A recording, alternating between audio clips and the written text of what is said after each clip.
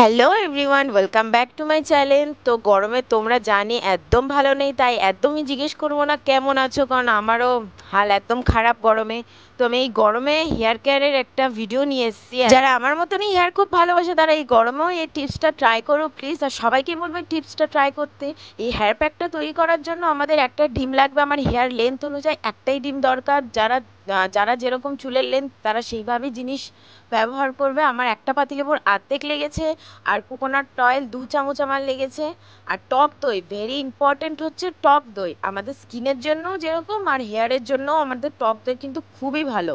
টক দই কিন্তু আমাদের হেয়ার কেরোটিন সিল্ক স্মুথ করতে সাহায্য করে। আর টক দই আমি এখানে 3 থেকে 4 চামচ নিয়ে নিয়েছি। হেয়ার প্যাকটা কিন্তু ভালো করে মিক্স করতে হবে 5-6 মিনিট ধরে। এক ফোঁটাও দানা দানা থাকলে হবে না।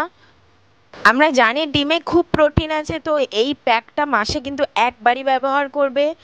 মাসে কিন্তু বেশি ব্যবহার করলে চলবে না।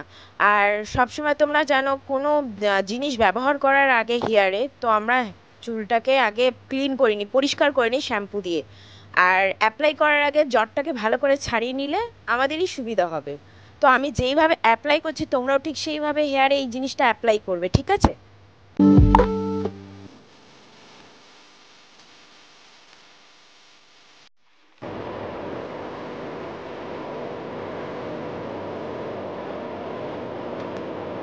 তোমরা দেখেছো ব্লগটা আমার অনেকটাই ছোট, তো প্লিজ ভিডিওটাকেও স্কিপ করো না।